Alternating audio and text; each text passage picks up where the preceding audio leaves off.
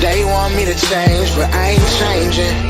Nah, I remain the same. And you are now tuned into another episode of Intellectually Petty Radio, brought to you by M3S3 Clothing. Men make moves and suckers stand still. And as always, on the mighty Nerve DJs Radio Network. And man, come on, man. Sometimes I feel like I'm repeating myself because I am, man. We only rock with legends over this way, and today is absolutely no exception, man. Just a man of the people, a serial entrepreneurialist. I don't even know if I said that right. That's way too many syllables for my limited brain functioning. But this guy, man, when I say, man, he first off, he loves his people, and he loves to get things popping. Let me introduce y'all to James Eberheart or Screal. How you doing, bro? All is well, man. Peace. Appreciate you having me. Oh man, come on, man. Pleasure's all mine. Did I pronounce everything correctly? You did. It's a serial entrepreneur. That's the slogan we put. Okay. Yeah, I think I threw a list at the end of that, but you know. I think you said imperialism or something like that. Some shit, I was man. like, oh man, it's beyond my scope, bro. I tried, man. It was a miserable fail. It happens. Yo, how's your life, man? How's your family? Man, all is well. You know, I'm about to have a 1-year-old next month, so you know. Yo, I don't know how you didn't muted yourself, but you muted yourself. A 1-year-old, that's crazy. Yeah, your joint is over there. Oh, yeah, you keep muting your computer keep muting you, bro. Yeah, it keeps muting after a while. Oh, okay, all right, man. So where you want to start at, man? Like the community or the businesses? I think let's start at the community, you know, because that boils into why I got into business. Okay, so was there something that just triggered it all, or did you just come out the womb giving a shit about your people? I think I came out the womb giving a shit about my family. You know, I've always been the bubbly family member, the one that's always joking and laughing and trying to, you know, bring everybody together. But I was raised by a village. Okay. So, you know, I was born and raised in Inkster, Michigan. I come from a small community, a small city. My parents, they had me when they was 14 and 15. So I always say I grew up with my parents and I was raised by my grandparents. And so, you know, I was a village kid because my parents had me so young. I was raised by friends, aunties, uncles, grandmas, grandpa, you know, cousins. I was raised by, you know, just the community overall. So I think that's where the love for my people come from, because I got to see different sectors and the diversity of how my family lives, how they operate. You know, everybody is raised totally different, but I was able to have like a melting pot experience due to the fact my parents had me at a young age. Yo. So at what point did you realize that your parents had you at a young age? Like, how old were you? I'm just curious. Man, I think realization of it was probably like when I was like 11, 12. Mm-hmm. I finally like realized how old my parents was compared to my age. But I experienced, I look at my mom, you know, send me throwback pictures all the time. And she's sending me pictures from when she was in high school, going to prom. And I'm like 4 years old, standing right by her, 4 or 5 years old. You know what I'm saying? So it's, you know, just reflecting on that, I endured the experiences of a teenager at a young age sometimes, you know, seeing my mom go to homecoming, prom, my father, you know, all, you know, their experience through high school and going into their adulthood, I experienced those things at a young age. So at what point did you just start you start doing like community work? Um, Yeah, you muted you. Yeah, it muted you again. It muted you again, bro.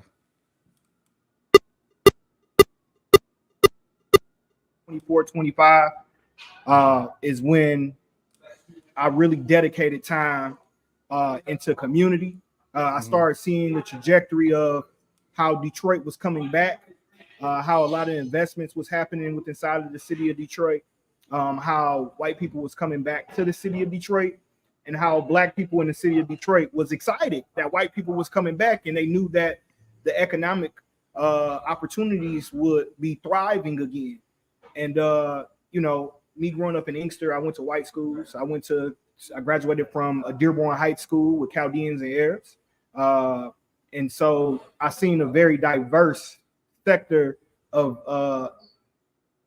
I would say heritage, right? Okay. And so to see their heritage and to see how we're operating inside of our community and black communities, um, it really made me hold myself accountable to start being the change that I wanted to see with inside of our heritage, inside of our culture. Um, and that's what got me involved into the community full fledged in the city of Detroit. Is it sad that black people looked at white people moving in as like some type of inspiration and hope? I don't hear you no more, Jobs. Are you muted on your end? No, no, that's not me. You good? Hello, Hold hello. on. We might have to do it this way. All right, yeah. However it works best for you, bro. But no, I'm not muted on this end. Just let me know when and I have to randomly I say might have shit. to do So that Bluetooth. okay, if that works best for you, because Can you hear me? yeah, I can hear you fine. Can you hear me? I don't Yeah, hear you no more, Jobs. yeah. I'm not sure what to tell you about that, bruh. I know everything on this end is working fantastically, phenomenally.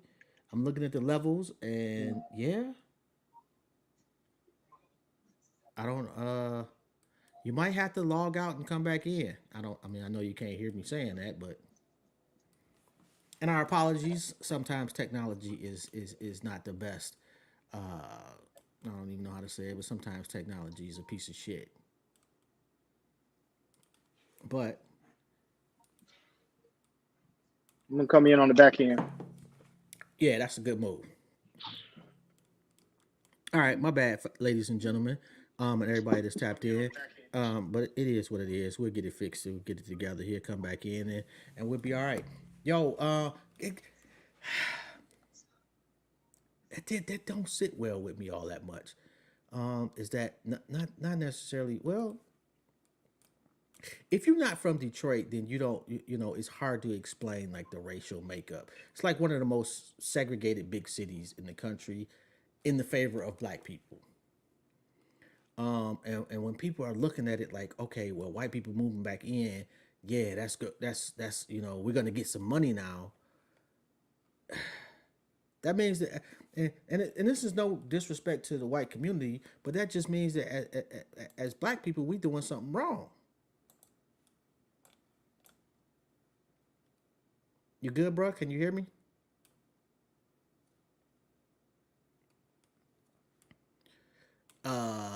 Hello, hello, hello.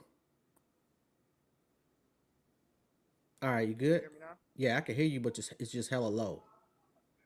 All right, say something now.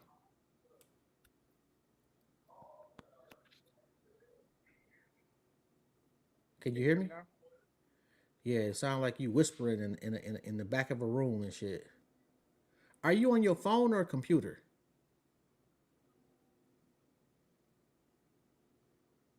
Can you hear me, bro?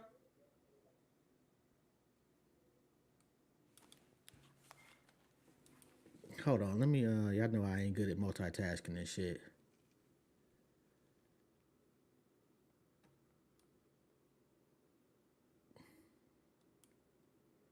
Oh, I don't know. We'll see. And let me. All right, can you hear me now? I can. Okay, it's something going on with this Bluetooth. Oh, okay. All right. Yeah, Um, but I got you. I'm just gonna have to do it. I'm just gonna have to do it on the mobile device and tune in and listen. that's what I was gonna tell you. You know, just use your phone. That they tend to work a little bit better anyway. So, but my question was, you said that black folks was looking at white people moving back in, like that was gonna be a financial boom. Yep. Yeah. Yeah. Is that? And so, But the way I look at that is not. It's fucked up that we looking at it that way. That we got to feel like white people need to be here for us to really do something financially. mhm, And that's no disrespect to white people, but that means that we're doing something wrong in our own community. Agree or correct. disagree? Correct. I can agree to disagree as well. What I'm gonna say is that um, I again not being racist as well. Um, but if you look at the spending power and the economic base, African Americans have had at that time a 1.2, 1.3 trillion dollar spending power, Mm-hmm. and now we're at like 1.7, 1.8 trillion dollar spending power. Right? We have the biggest spending power out of any race globally, and so again, if we practice group economics, if we do what Dr. Claude Anderson and a lot of our leaders previously before us um, spoke about, we Mm-hmm. could be the change that we want to see, and we could change the trajectory of what we want inside of our communities. So that's the mindset and where I was coming from with getting back inside of the community is letting Mm-hmm. them know, like you don't have just because they're coming back doesn't mean uh, one it'll be beneficial for you, right? Because again, it's chess. Again, no one is gonna give you the upper hand and the advantage in this game. Yeah. You could enjoy life, but you wouldn't be able to enjoy the life that you want to see for the progression uh, in the way that you would love to enjoy it. You're going to enjoy it into the rules and regulations that they allow you to enjoy it. And so, that's what really got me involved because I want to enjoy this life. I want to enjoy this city. I want to enjoy my people the way I would love to enjoy those, uh, you know, the way I would love to enjoy it. How do we convince your generation that that's the way to go? It's it's no convincing. The generation is leading by example, right? And Mm-hmm. so, every time you listen to the generation before us or the generation now, they always say, "Well, you didn't do that. You're not doing this." So they are visual learners. So you have to lead by example. So you have to continue to move the needle forward by leading, not talking and telling them what to do or how to do it. Okay, so that leads me to my next question. What businesses have you started and are currently working on? Yeah. So again, serial entrepreneur. My first business LLC that I did was Hops Management, HOPZ Management. That was dedicated to my best friend. At the age of 20, um, I witnessed my best friend get murdered. Hanging Mm-hmm. out, we was at Chuck's Millionaire on the West Side, um, and so that changed the trajectory of my life as well to where I'm at. And so, to pay tribute to my best friend who was very influential in the Detroit scene uh, and what we was doing, I wanted to start again helping other people, which is an acronym for what I seen what he did. He Mm-hmm. helped a lot of people. And so what I did was start a management company and I started doing entertainment management. I have family that's inside of the music industry, that's, well off in the music industry. And I started just doing management due to my relationship building, my promoting, doing promotions, parties and clubs, and different events. So, right now I do a lot of management with different brands and businesses. Um, And then that catapulted me into uh, doing a shaved ice business called Snow Biz Legendary. Um, which is I seen was a seasonal thing. Mm-hmm. Shaved ice is like seasonal, and so I was looking for something that could be all year round, and then that doesn't take my time away from giving to community, Mm-hmm. um, which I came across some of my business partners. That's where I stand now, inside of the spirits industry, Motu VJ Spirits, which is a black-owned spirits company, which you see some of our products right here of our portfolio. We have two wines that's on the market, a champagne and a vodka, all Michigan produce, all black owned. Our company is all black owned. And we use, again, Michigan grapes and Michigan corn that's grown right here. And we distributed everything right here as well. And we use one of the oldest wineries and one of the distilleries in West Michigan right now. I didn't even know it was a damn distillery in Michigan. Say that again. I didn't know it was a distillery in Michigan. Yeah, it's a lot of distilleries in Michigan. Um, it's like three of them in Detroit, but right now we're using a distillery in West Michigan called Long Road, Mm-hmm. and our winery is actually one of the oldest winery in Michigan. It is called Great Lakes. I mean, not Great Lakes. My apology. It's called St. Julian. St. Julian is our winery that we utilize. Okay, so what was your knowledge base going into the spirits industry? The knowledge base was from an economical knowledge base. It was that it's a liquor store on every freaking corner in our community. Uh, we don't own the business, and so since we don't own the business, everybody was trying to get a brick and mortar. At a time, everybody was talking about, hey, we need to own the liquor stores, we need to own the gas stations. Yeah, but those liquor stores and gas stations has products that's on Yeah. the shelf that you actually go buy, and they make their money from the products. And so, looking at that, I seen liquor stores on every other corner in the black community. And what people wasn't focused on is putting product on the shelf inside of those liquor stores. And so, once I had the opportunity to have a conversation with the company, with my co-owner, my partners, the co-owners of Motu VJ Spirits, Mm-hmm. Jonathan Jelks, Willie the Kid, Jamil Robinson, and Andrea Super Dre Wallace. Um, those are the founding owners of Motu VJ Spirits. I was able to have a conversation with them, um, told them, my interest and what I wanted to do, and we launched and brought it to the east coast of Detroit. I mean Michigan, which is Detroit. Okay, so how do you go about getting it? Because most of if you're not from Detroit, most of the liquor stores are owned by Arabs. Correct. How did you go about penetrating that market as far as them putting products in their stores? Yeah. So the best thing about it was that if you look at the demographics of West Michigan, West Michigan is majority of white side of the state, right? Mm-hmm. And so my business partners already solidified a couple of like placements with inside of Myers Okay. portfolio, and then also Total Wine and Spirits as well. And so once those placements were solidified and I came on board, I already had a leverage to go inside of the Detroit market or the southeastern market, right? And Mm-hmm. leverage the relationship that was already positioned with me coming on board. But it helped amplify my relationships in community, helped amplify those placements. So it wasn't just me coming as a new owner. It was me coming as someone that was solidified with inside a community, Mm-hmm. that people uh, appreciated, recognized, and uplift. So if someone went up inside of the liquor store and they see me, they like, oh no, this is somebody from the community. So it made them have an obligation at that, to hold accountability for them having local products from people within inside of the community as well. Now it's still hard penetrating, those local markets, uh, the Chaldean and Arab communities with our products because it's supply and demand.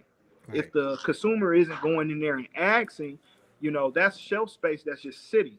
And Yeah. so just because you are from the community, they're still looking like, hey, this is not moving. I'm not making any money. So I always tell the community, our customers, it's all about supply and demand. I'm not just trying to have my product supported because of one, I'm black, and two, I'm from the community. I want my products to be supported because they're quality and good products, and I can compete at a corporate level as well.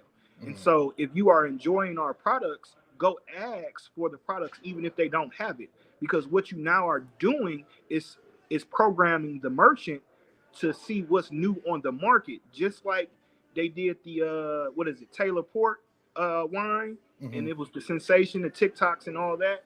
Do you know how much money they probably have made because we made that sensation go viral, and how many people and merchants and businesses start stacking up on that product? Um, so those are the things. It's about supply and demand that I always teach community when speaking about entrepreneurship, speaking about your product. How important is networking? Say that one more time. How important is networking? You say how important is it? Yeah. It's extremely important, um, because that right there programs the trajectory of um, not just the now but the future. So if you could understand, if if if I'm going into an establishment and asking for something and then I see it into fruition, do you know how enlightening, how motivating, inspiring that is to you when you go back in there and you see what you asked for? Yeah. We don't usually get what we ask for, right?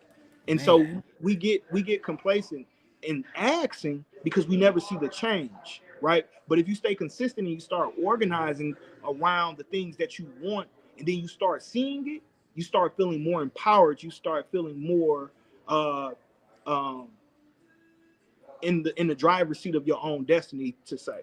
Okay. Let's see what you're working with, bro. Let's see what you got back there. Yep. So I'll start off with our brute champagne. This is our first commencement. Is named after our company, Motu VJ. Okay. Motu VJ is Latin for strength and community. Strength and activity, but our activity is community. So we always say Motu VJ means strength and community. All right. And this is a brute champagne. This is 12%. And the difference between this champagne and a lot of other champagnes is that we put a screw top onto our champagne because we wanted to make it a house champagne. And a lot of people pop champagne and they don't utilize the whole bottle of champagne. And some people get mad when their friends don't drink the rest of the champagne and you gotta waste it, right? Yeah. So your brunches, you can screw it back up. For the fellas, I always say, if you pop it with one lady, you might as well screw it back up and go to the other lady and open it back up for the next one. That's him. That's not me. I'm not That's promoting that. them, right? That's not me either. And then we have Avani Supreme Vodka. Avani means highest point. Now this is a corn-based vodka with 100% yellow corn from Michigan, and this is gluten-free as well. And this is 80%, um, and that is our only liquor on the market right now. Okay. And then our next one is Eye Candy. Eye Candy is our sweet rosé red wine. This is 10% alcohol. This is one of the most asked about products with inside of our portfolio. This came out for Women's Empowerment Month, dedicated to our woman partner, Andrea Wallace, Super Dre. She's a famous DJ. And she's a serial entrepreneur as well inside of tech. So all my business partners, we all are serial entrepreneurs. We have other investments as well, which inside of our portfolio. And as you see, it's different shades of women outlined on the side of this bottle. All our designs for our bottles we have created. So this design was made in house. Okay. And for the record, fellas, I like wine, and that shit was delicious. Just throwing it out there. Yeah. So that's a sweet rosé. So you give a lot of different flavors like watermelon, grapefruit, strawberry. You're gonna get a lot of different flavors on your palate while you're drinking eye candy. And then our newest product with inside of our portfolio, roughly about a year ago, um, I was approached by one of Detroit's fashion icons, my big homie, Who, uh, Ty? friend, yeah, Ty Hopkins, Detroit's Pistons creative director. The creative director for the starter. So if you all know the starter jackets, Ty wanted to create a legacy for his family, and he's seen how I was moving with Motu VJ. He's seen previously my community work with New Era Detroit and what I stood for within inside the community, and what I was still doing right now within community. And he had a conversation with me regarding legacy and what it looks like inside of the spirits industry. And he always wanted to get into this industry. So I'm just honored that he chose us as a company, being black owned, being local, to take on his legacy and move it forward. So with that saying, we commenced last year Roseline Select, which is Okay. a collaboration with Motu VJ and Ty Hopkins. Now, Roseline Select is actually dedicated to the street that Ty Hopkins grew up on in Detroit, Roseline. And so on this bottle, again, uh, all internal designs inside of our company. When you type in these coordinates right here, that Mm-hmm. takes you to where Ty grew up on the street, actually, the actual house street cross area, right? This is 10%, 11% alcohol as well. And then on the back, he has a commencement to in tribute to his mother and father who has transitioned on the back Right. of this bottle. Now, this is a pineapple rosé with a cider kick. So this is not too sweet and not too dry. It gives a cider kick, so a lot of men that don't like to drink sweet wines, they like to drink that cider crisp with a pineapple taste to it. Okay, so I'm gonna be there Saturday. I'm gonna need. I said I'm gonna be there Saturday, so I'm gonna need the wines and the vodka. The So wines and the vodka. yeah, just set a bottle of each aside for me, and I got you. Okay. Yeah, I'll be there. Um, okay, so the community work, like, is there a nonprofit? Is there an organization? Cause I see you everywhere, bro. I see the pictures. The IG is popping. You know everybody in the city. Is it a coordinated thing or is it just something you're doing by yourself? So it starting off coordinated. Everything really coordinated. It's about helping other people, man. Like honestly, it's nothing that I'm doing on my own. It's all about the team. It's all about building bridges, connecting with those like-minded individuals. Um, you know I started off community organizing. A lot of people know me being the chief visionary and vice president at New Era Detroit. We was the fastest growing pro-black organization in the country. I started that and started off with that in 2015. The organization originated in 2014, which within the 6 months, almost a year in, I joined in and became one of the high-ranking leaderships of the organization, which we expanded in my years there, to about 8 chapters across this country. And then they're moving into international. Nigeria is one of the chapters as well. And so we were organizing on a grand scale, like the Black Panthers, like the Garvey Knights. And so we was following the footsteps of our ancestors inside of Black Power, Black movement. But what I kept seeing, what I kept like in my uh, historical reviews and just doing my education is like, Mm-hmm. hey, at the end of the day, King got killed for economics, and so we got to start talking about economics. We got to start spending our money with each other. We got to not fight the fight that they fought, but finish where they left off. Man. And so I ended up transferring into nonprofit, and I lead with an African proverb um, daily. I say, I cannot lead where I won't go, and I cannot talk about what I don't know. So if you hear me express or talk about something, it's because I'm inside of it or I have done it, right? And so I can't talk about economics if I'm not an entrepreneur, right? If I'm not getting involved economically with inside of my community, if I'm not spending Mm-hmm. my money inside of different black-owned businesses and establishments, if I'm not on the front line inside a community, if I'm not holding myself accountable to have hard conversations with other races and cultures, in regards to Black excellence and what that looks like.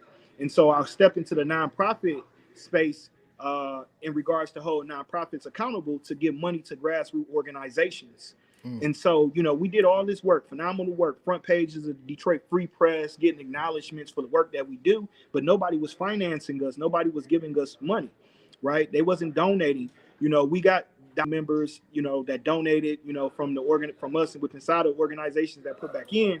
But I was like, hey, these white nonprofits, let's just be honest, are getting a lot of money for the Black issue, and they're not putting back economically, and they're just doing photo shoots, They doing right? surface shit. Yeah, surface stuff. And so I went into the nonprofit at Force Detroit, uh, and what we did was we created a lane here in Detroit, and actually Michigan, honestly, to enhance the lane that was already here. I'm not going to say we created it. We enhanced the lane that was already here. Mm-hmm. And so we advocated for a initiative called CVI, Community Violence Intervention, to come to the city of Detroit. And this was a solution that was an evidence-based and evidence-informed solution to violence in our community that was led by those who are directly impacted. And so we advocated for grassroots organizations and leaders to lead this work and get paid to do community building and violence reduction work, not working with the police, working with inside of their community, right? Mm-hmm. And so this is more of an offset to locking people up, right? And so this became now nationally known, where the White House actually uplift our work here in Detroit. And then also nationally in the state of Michigan also has inquired budget allocations to the organization I previously was with, Force Detroit, inside of the state budget for the work of CVI. So now we have 6 organizations in the city of Detroit since we advocated for this that is getting funded, roughly about $700,000 yearly to do, I mean, not yearly, my apology. It's not yearly, it's $700,000 to do the work within inside of their jurisdiction, their area, their targeted area, and to decrease the amount of homicides that's happening. Just last month, Detroit announced that we had the fewest homicides in the city of Detroit since 1967. Damn. After making this investment, we did an analysis report with Nick Jr., National Institute of Criminal Justice Reform, that Detroit, in a lot of areas, but these are Detroit statistics, spend about $1.7 million per homicide. For non-fatal shootings, they spend about 1.3 million. And that's yes, because that's counting, what you're counting is the budgets. I mean, everybody's salaries. When you're pulling out the crime victims, when you're pulling out the resources, when somebody getting shot, the services that they're needing, when they're doing cleanup, all those services tally up to 1.2, 1.3 for non-fatal, and between 1.6 and 1.7 for fatal shootings. That don't even sound believable, bro. Yeah, a million plus. $1 million plus that we're spending out of taxpayers' dollars. Oh my God! Yo, so you gotta follow out the money. What they say, where the money reside, where the money follow that money. Oh my God! Shout out to Break the Foundation too, man. Like he tapped in, man. He's saying what's up to you, and what do you say? He still remember y'all was doing the hood to hood, and the cop was trying to take your gun and pointed that shit at him, and his life flashed before his eyes. He said, "You always been solid." Yo, Break the Foundation, man. Brick, man, what's going on? I'm sorry, man, but let me put this out there, man. Do me a favor, Brick. Put the Cash App and the whatever y'all got for your daughter, man, because his daughter is going through some shit. And I'm, hey, we holding you down, bro. Whatever you need, please put that information in the comments, and go buy his music. Nigga is one of the dopest MCs I have ever heard. And when you talk about some pro black shit, it starts with Brick the Foundation for me. Anyway, no. I definitely haven't been on Facebook. I know Brick is really heavy on Facebook. Brick, I'm gonna make sure that I reach out to you. Definitely drop your cash app on there. Actually, Brick was one of our main artists for New Era Detroit, New Era Nation. We played Brick music every time we traveled. Brick used to always come to Detroit when we did Hood to Hoods, coming from Flint and participating. So definitely he definitely been a part of the journey before Screal with Locks. I'll just leave it there. Yo, since we on break right quick, pause. But yo, I remember we was in Baltimore and he found out that his wife was pregnant. And I that is just a moment that will live with me forever. Just to see the like that was the first baby, and just to see the look on his face at that. It's just like sometimes you happen to be with somebody that get some news in their life, and that becomes part of your story too. That shit was fucking dope, man. Yeah. Anyway, my I my got bad, a I Brick. got a throwback picture with Brick. It was me, Brick, one of our Chicago at the time, our New Era Chicago presidents, and I think it was Seti. Oh hell no. Yeah, Yeah, this how far back it yeah, goes that's back. going back right there. Brick remember that picture. I know he do. Yo, matter of fact, that's one of my favorite joints right there. The one with Seti talking in the beginning of the song. Oh, I love that joint. I can't remember the name of it, but I love that shit. Yo, let me ask you this. Yeah, it has been a long time. The politics in Detroit. Uh, like I don't what's the mayor's name? I can never remember dude's name. Right now, Mike Duggan. But he's not running again, right? He's not running again. So who do you endorse people? Is that part of what you do? Personally, I don't endorse. I don't endorse people. We have supported endorsements Mm-hmm. previously with organizing, um, but right now with me as being on my own. Now I created my own nonprofit that just launched in December, the 1st of December, called Minds. It's an acronym for Motivating Inner New Dreams. Mm-hmm. And so what we focus on is the transformation of individuals in 4 different pillars, and that's entrepreneurship, um, that's mental wellness, community empowerment, not engagement, empowerment. I don't want to engage community. I want to empower the community. I want you to be self-sustainable Mm-hmm. once we leave out of there as an organization. And then civic engagement, because we have to get involved politically. And through that process, we won't be endorsing candidates, but we Mm-hmm. will be working collectively on educating our community around civic engagement and how we need to get involved. And we're going to leave it to their discretion to make the right decisions. But we're not going to lead as a candidate to endorse a candidate as my organization. But there is other organizations that do endorse candidates. And previously, yes, I was a part of endorsing candidates. Mm-hmm. We endorsed. We created in New Era. We created our New Era slate, uh, where it was different candidates that we interviewed, and seeing that they was had the agenda for the people, and but I wouldn't endorse candidates with inside of my organization. I would want to educate the community and allow them to make the right decision that they feel is prevalent for their needs. So is there? I'm just curious though. As far as everything you looking for in a candidate, is there somebody out there that you like? Okay, yeah, I'm gonna rock with this person. You ain't got to name them. Just curious. Is there someone? Yeah. If people turn out to vote, yes, definitely. It's someone that I feel confident uh, that could get some things done with inside of the city of Detroit. Um, you know, I'm focused on kind of more of a county aspect as well, Mm-hmm. as I'm from Inkster. So I'm ready to get back involved on the political front with inside of my community as well in Inkster. So I'm looking at candidates that'll be focused in Wayne County and doing some work in Wayne County. So your Ecorse, River Rouge, Highland Park, the black cities around Wayne County, where Mm-hmm. Wayne County is the blackest county in the state of Michigan. Why you not running, bro? I ran previously in the city of Detroit as a write-in candidate to get involved, get my people involved in Mm-hmm. politics.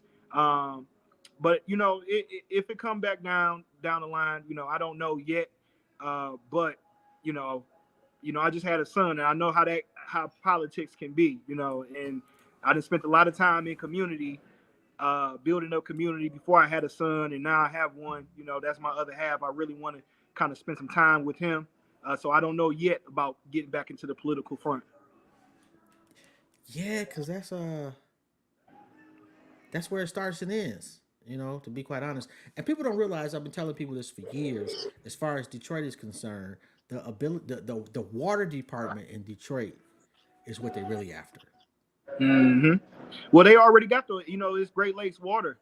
They already took that over and redid that. That was the first thing that they did. If you look at the landscape of how uh, after the emergency management, when we got the mayor inside of the city of Detroit, a lot of things transitioned out of the Detroit assets because we was so-called bankrupt with Mm, inside of the city, which if you look at the financial budgets, Detroit really wasn't in bankrupt. We had too many assets, and we was in green. It was a lot of things that happened in the politics of that, mm, and now that's why the state of Michigan actually is for pennies of the dollar is renting or leasing Belle exactly. Isle. Oh, So I hate that shit too, bro. yeah, I hate that, man. And like, you're not old enough to really understand the greatness of Belle Isle on a Friday fucking night. yeah. Yo, that shit was Freaknik every weekend. Yeah, I mean, we had my generation. We was the end of the strip, all the way in the back. We was like the end of it. So Yeah, I got to experience it because you got to remember it. Even though I was young, I always hung out with people that was older than me. right. So with me being 18, 19, I'm hanging out with the Lodge boys. I'm coming to the city straight from the east side. To the east side, and then I migrated west because 94 in Inkster, that's our corridor. Yeah, To that's Detroit. unfortunate, man. I'm sorry you had to hang out on the east side. Hey, look, I had fun on the east side, Grafton and Hamburg. That I always said, them basement parties was everything. Oh Lord. Although I can't talk, man. My peoples was on Mac and Chalmers. Like my auntie owned that house for like 40 years. Oh yeah, oh Yeah, yeah. so yeah. And And then when I came west, I was on Plymouth in Wyoming off of Elmira. ooh, Well, West Chicago. ooh. That's basically Joy Road. That's like Joy Road I'm, esque. and then I was Joy Road. Yeah, I was Joy Oh, Road. oh, Yep, Joy Road on Ward. oh Lord. I I was telling matter of fact, I put a post up about the murder Mac. Matter of fact, what's that dude that came to the city and was the food critic? Which a couple of them came, but Your man's that was just like really just going in on everybody. something Lee. No, not him. The other dude. Oh, the other one. Are you talking about I can't remember. Hungry Man? It's something, man. But all I know is somebody recommended that he go to the Murder Mac. He was going to McDonald's. No, but they was like this. They said this McDonald's is better than every McDonald's you've ever been to. You need to go to this one, and gave this nigga the address. I'm like, nigga, ain't no way in hell. My Wow, mama a mile away. Well, rest in peace. My mama house is a mile away from that McDonald's, and I ain't never been in that McDonald's in 20 some wow. years. Yeah, So, like so, what's significant about what you're stating is that it's called the murder map, and so the area that we're projected to operate in is the Joy Road 48228 area, and mhm. so since we from the initiative of CBI, we've been able to reduce homicides over there by almost 60 something percent this year. That's actually my mom's area code. Yeah, I mean zip code. 48228. And we have one of the lowest decreases out of the 6 areas inside of the pilots inside of the city of Detroit. So How? Joy Road is actually turning around. How? And Like and I want to I want to I what are you want to guys doing that can be duplicated? so the duplication of it is it's really it's kind of like an ecosystem and model providing wraparound services for participants, those who are directly impacted, that lives a life of violence. Hmm. um, and so we use the credible messenger approach with that. And so shout out to my brother Zoe Dwanzo, who came home from serving time, and I'm not going to share his story. I always let someone share their own story, right? Mm-hmm. And so, but he came home with a different mindset and was like, "Hey, I want to be the positive change in my community." And so, he put the footwork down. People thought he was going to come home different, the way that he came back, but on 10, I mean, left out on 10, but he came back a whole different person, and was honored by his community, and brought in and embraced, and he brought the community into the work that we're doing now. And Mm. so he went back into his community and provided some opportunity, some salary paying jobs for certain people that was wanted to switch their life as well. And so what they do is they do outreach, they do violence prevention, and they deal with participants in de-escalation, and they help with a little bit of behavioral therapy, putting them into different programs, getting the younger generation on the emotional intelligence, and now we're looking at getting them more into entrepreneurship. Mm-hmm. And that's why I stepped away and got into my own organization, so I can really focus on that transformation of these individuals and us overall in entrepreneurship, community empowerment, civic engagement, and mental wellness, because those are four pillars that assisted me in who I am today. You know what I think is it would really be helpful is a life skills class for high school students. You know, to teach you about. I didn't know shit about taxes. You Mm-hmm. know, I didn't know shit about my credit. You know, like the things that the errors that my mother made financially, she didn't share some of those with me. Yeah, So I end up making some of the same mistakes. So, correct. you know, like if there was something I could come talk to some students, you know, a couple of times a year or however, you know, help with a class or whatever to say, hey, on some real life shit, these are certain things that will help you in the future so you don't have to necessarily start off avoiding the bill collector type Yeah, shit, you know, and for the life of me, I never understood why that wasn't a part of at least the Detroiters' education. yeah. And so those are things when you surveying and going into community and speaking with community. We hear that all the time, and we do those things. Mm-hmm. It's a lot of individuals. You can always get involved with a local school and talk to the principal, right, or the administration, and give back, right. But the biggest thing is that we fall short to longevity, because how long will you be alive, Jobs, right? So what you're speaking about might fall short because the next person might not have that thought process that you have. So Mm. what we have to do is start again getting involved civically and changing policies within inside of our state, at the board of education, Yeah. locally as well. And those same mindsets that's having this, that the thought process that you have, coming together to change policy to make sure those are mandated within inside of our school policies, right? We Mm-hmm. go in and we give back, and sometimes it makes us feel good, right? But the next generation, you want that same thing for your grandbabies, your great grandbabies. You want that same thing. And sometimes that type of individual like yourself might not be prevalent in the time or the era that they're residing in. And so Yeah. now, in order for that to be long term, again, we have to change policy. And so that's where that civic engagement goes in, and that community empowerment piece with minds goes in, because I'm looking for a long term trajectory. I'm looking for, if Screal is not here, if Screal is not a person to speak up, if Jobs is not here to speak up, if Malcolm X is no longer here to speak up, how do we change policy to make sure policy is ran the correct way so that accountability is held? Yo, are you going to Savior's Day next month? I might. I don't know. Next month is a big month. Uh, I didn't go last year. I didn't. I don't think they had it last year. No, I think it was in Chicago last year. It was in Chicago. Yeah. Yeah, I'll be there, man. And matter of fact, student minister Troy will be on the show next week, and like that's just, and I tell people all the time, man, that was one of the most beautiful things to see about our people was Savior's Day. So anybody out there, if you get an opportunity to go, you ain't got to be Muslim. You know, you don't have to believe. You can be an atheist. You can be Christian. Whatever you go see a bunch of strong black people Hmm. loving on each other. You know, whatever you need to remove from yourself to get there, do that. But please do your soul and yourself and your family a favor. Go check it out. It is, I'm telling you, it is something you will never forget.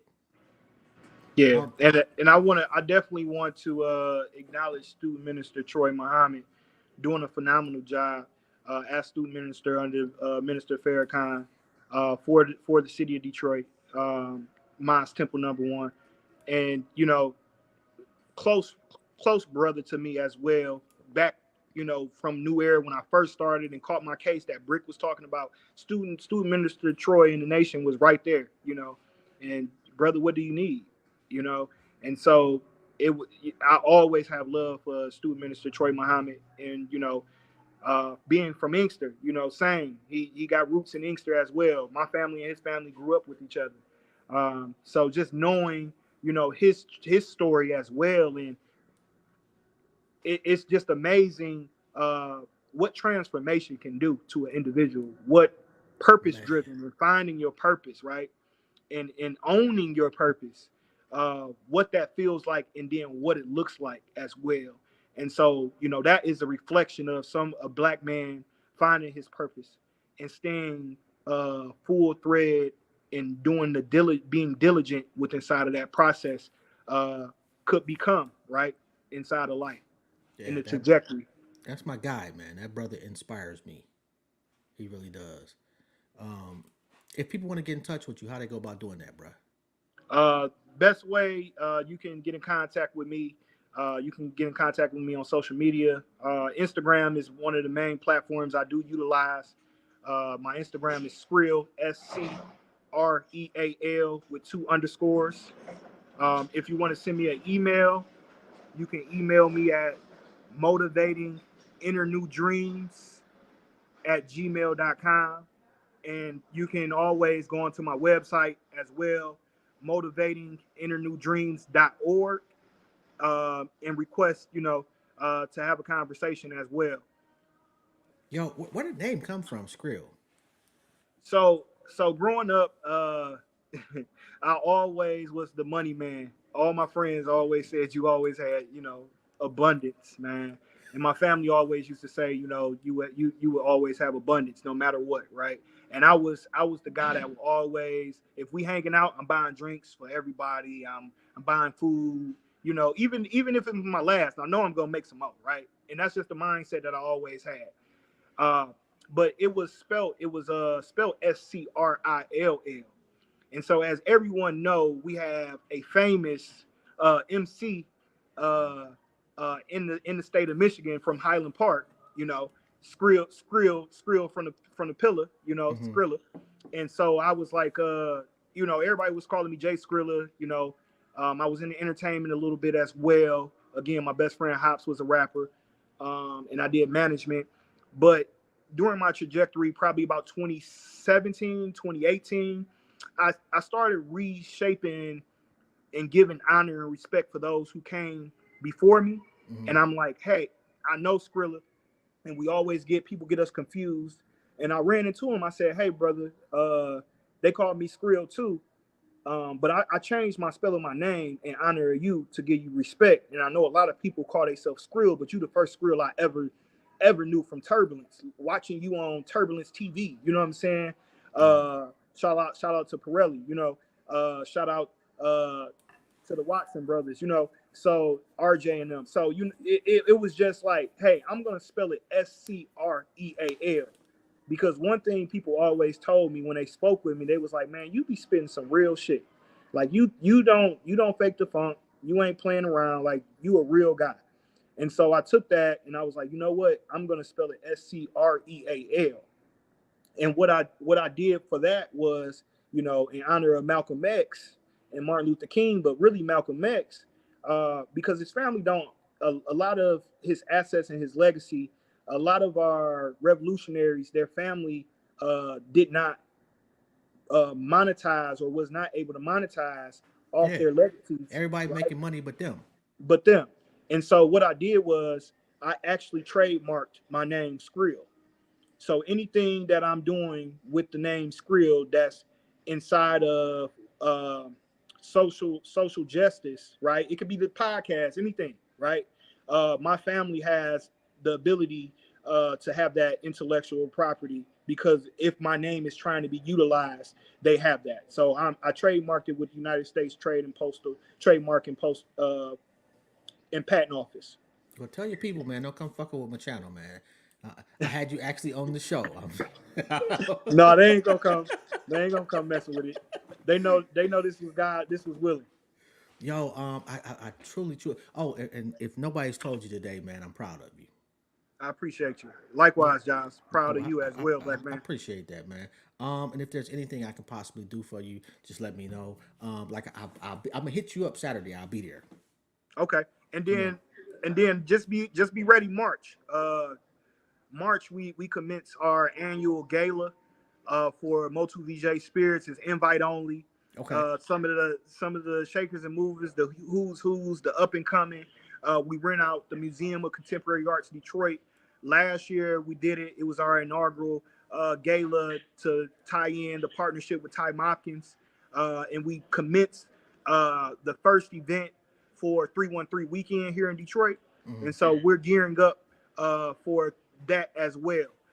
So get ready for that. Put that on your calendar. That's your official invite right there. I'll make sure that I send you out the actual invite once we commence everything. But I want to give you that on this show. Yeah, don't be lying That to me, man. People be I coming ain't on the show lying. lying, bro. Come on, I just told you my name's Screal for a Yeah. reason. I ain't about to lie Because I'm to gonna you. pull up. I'm I, gonna I, pull I up. want you better pull up. Yeah, absolutely. And I think, matter of fact, my manager just hit me up. I think we're gonna have Ty on the show in March. Oh yeah. Oh, that's gonna be dope. That's gonna Yeah, be dope. yeah. So Yeah. that'll be pretty dope too. All right, man. I'm gonna let you go. I know you got shit to do, man. This has been an honor, bruh. Like I said, whatever I can do for you, please just let me know. I got you. Yeah. Oh wait, one more thing before we left. Before we leave, man. I definitely want to bring acknowledgement to a community person that actually transitioned not that long ago. But I will be attending his funeral tomorrow. Uh, One of my founding members of my Community Violence Leadership Council, LaRon Rowe Chase, who subsequently passed away from suicide, uh, and pillar in the community. One of those transformative individuals that lived a different life previously, but always had a heart for his people. And it's time for us to really just show up for those who've been showing up. We always say check on your strong friends, and that was people's strong friend. And tomorrow, we'll be resting him, putting him to rest. But let's make sure that we continue to uplift the work that individuals have been doing. Our ancestors now, he's a part of the ancestors. So I want to bring his name and uplift his name into the space, into the universe, into the world. So his legacy will continue to live on. So just a moment of silence to my brother, uh, LaRon Rowe Chase. And our deepest condolences go out to him and his family, man. Appreciate you, bro. It's been an honor. Yeah, appreciate you, man. Thank you so Yeah. much, Josh, for having me. Peace. Have a good one, bro. Peace. Yo, Brick. Shout out to you too, bro. Like you are a phenomenal fucking person, bro.